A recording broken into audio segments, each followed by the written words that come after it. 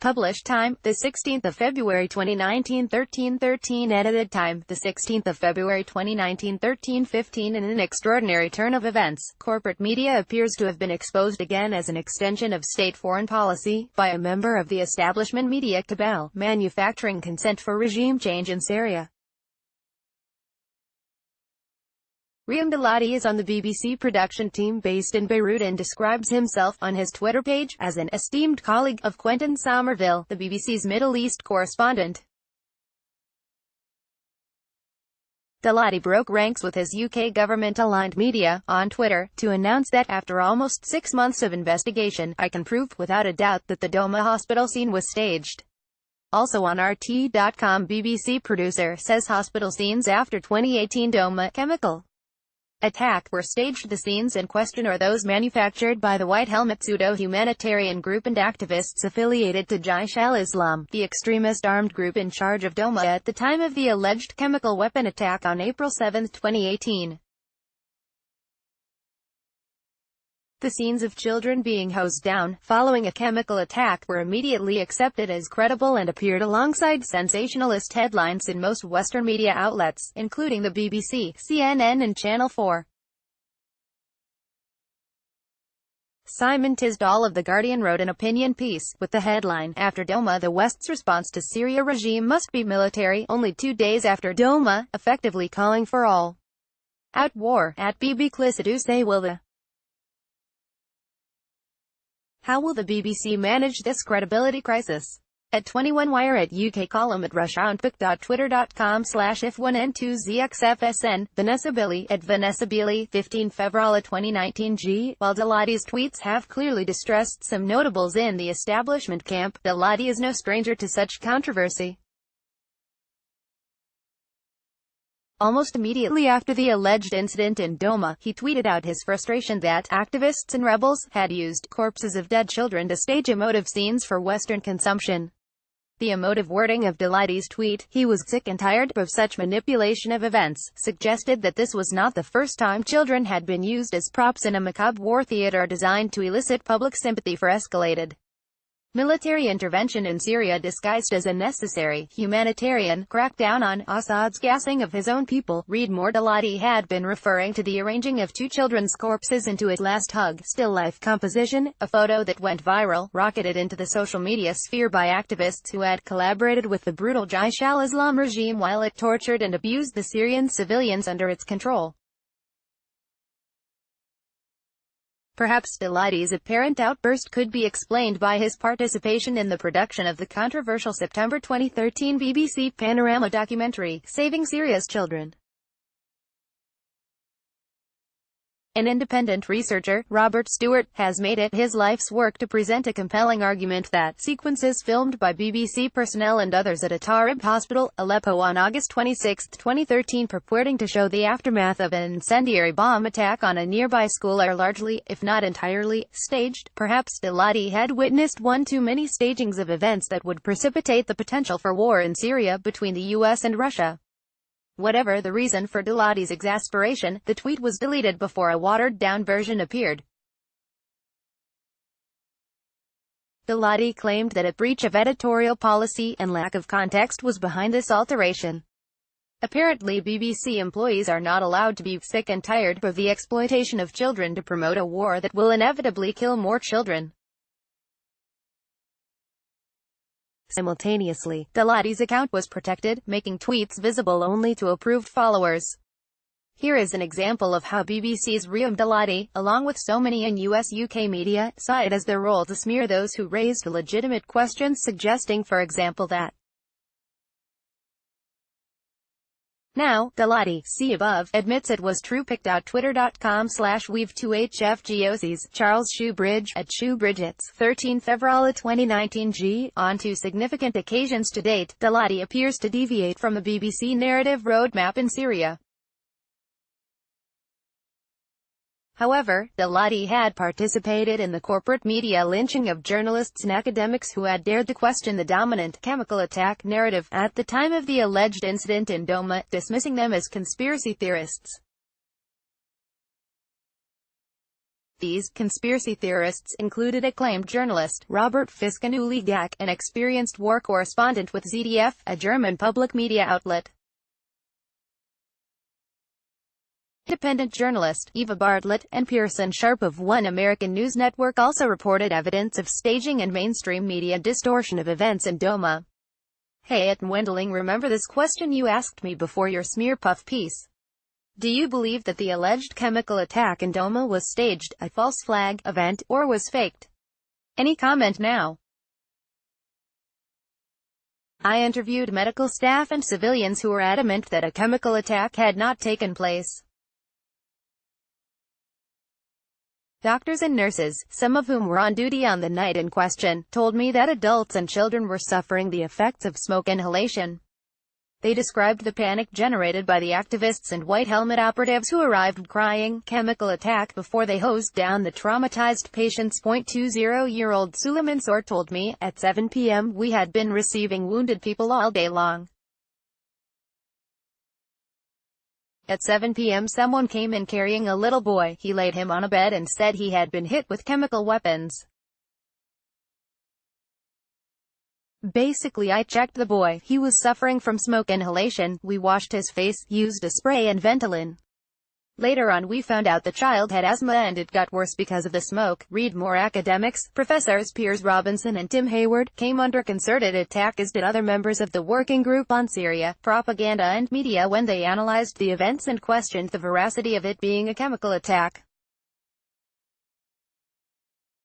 In the UK, The Times published no less than 4 articles labeling myself and the rogue academics as Assad's useful idiots, timed to perfection on the day that the UK, US and France launched their unlawful bombing campaign against Syria. A bombing campaign that was fully enabled by the ignominious Rushdie judgment by corporate media in the West. It has taken Douma 6 months to arrive at the same conclusion as those he condemned as compromised conspiracy theorists, therefore we must question his motives for suddenly releasing these conclusions. Peter Ford, former UK ambassador to Syria, gave me his opinion on Douma's revelations. The UK joined Trump and Macron in illegally bombing Syria largely on the basis of a video clip shown ad nauseum on the BBC, which a BBC Syria producer has now said he has evidence was staged. The BBC in their statement are not denying the claim. The implications are shattering. Firstly, that the state broadcaster effectively connived at a manipulation of public opinion, and secondly, that the British government launched its attack on Syria on a false and fabricated premise. This demands a public inquiry. Ford's statement highlights the seriousness of Douma's statement, which must surely raise questions about the possibility of previous chemical attack narratives also being manipulated, staged or fabricated. Swedish Doctors for Human Rights investigated the alleged chlorine gas attack in Sarmen, March 2015, and found the medical procedures conducted by doctors at the scene to be extremely questionable. Dr. Leif Linder, a Swedish medical doctor and pediatric specialist, found that, after examination of the video material, I found that the measures inflicted upon those children, some of them lifeless, are bizarre, non-medical, non-life-saving, and even counterproductive in terms of life-saving purposes of children. This video, produced and presented by the White Helmets and their colleagues at the Syrian American Medical Society, SAMS, was shown during a UN Security Council closed-door session to promote a no-fly zone, which translates to protection for the U.S. coalition-backed terrorist forces on the ground in Syria. As BBC producer has stated publicly that the hospital scenes during the Douma attack are staged, the BBC has distanced itself by stating that these are the personal claims of an employee which do not mean an attack did not take place. The July 2018 OPCW interim report has already discredited the early sensationalism of Western media reporting. No organophosphorus nerve agents or their degradation products were detected, either in the environmental samples or in plasma samples from the alleged casualties, it stated. No sarin. Also on RT.com, White Helmets stealing children for chemical attack theater in Idlib. The OPCW fact-finding mission, FFM, has not yet reached a conclusion that a chemical attack of any kind took place in Douma. The environmental samples were reported to contain chlorinated organic molecules such as trichloroacetic acid and chloral hydrate, which could be attributed to something as basic as chlorinated drinking water. Despite this ambiguity, the BBC initially ran with the headline that chlorine was used in the Douma attack before altering to possible chlorine at Douma attack site. Another mistake, or another deliberate attempt to mislead and shore up the UK FCO regime change storyline in Syria. Daladi's revelations must also be viewed in context. They follow similar conclusions arrived at by corporate media colleague and journalist, James Harkin, a Guardian contributor who published a long-winded Douma investigation in The Intercept. Harkin also conceded that the Douma hospital scenes were likely staged and that the sarin canard was a non-starter. It is very unlikely, despite the BBC protestation, that Daladi would risk publishing his claims without approval from BBC hierarchy. Timing is always crucial when examining events that have the potential to expose colonial media, particularly the BBC, as the refined state PR agencies they are in reality. Based on an informed and intelligent interpretation of events with historical context, we could speculate that the OPCW is about to release its final findings on the Douma attack. A report which has the potential to lay bare the full extent of the BBC's deception and falsification of facts in Douma. A report which could raise unpleasant questions about corporate media reporting, particularly on alleged chemical weapon use by the Syrian government throughout the 8-year conflict in Syria. Was Daladi's shock information release nothing more than a damage limitation tactic by the BBC, or is Daladi genuinely a rogue truth-teller? Only time will tell. Important to note that Daladi process by preempting perhaps imminent at OPCW report, the likely inconvenient findings of which BBC. The BBC report on the Russian production of Douma chemical attack, denying witnesses at the HQ of the OPCW in The Hague, emphasizes the dismissal of the event as a despicable stunt by the UK, US and France, who boycotted the proceedings. French ambassador to the Netherlands described the Syrian civilian testimonies as an obscene masquerade. The Guardian ran with this statement as its headline, reducing Russia's attempt to bring some clarity to the Douma attack to the unveiling of supposed witnesses in order to discredit such attempts to derail their preferred narrative. At Patrick Wintour.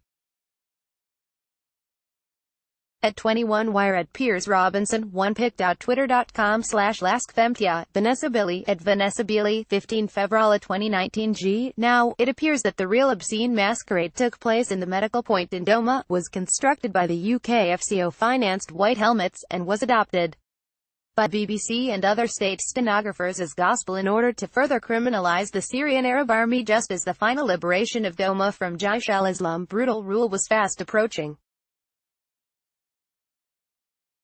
This obscene masquerade resulted in the unlawful bombing of Syria by the US, France, and the UK. As Peter Ford stated, this demands a public inquiry. Think your friends would be interested.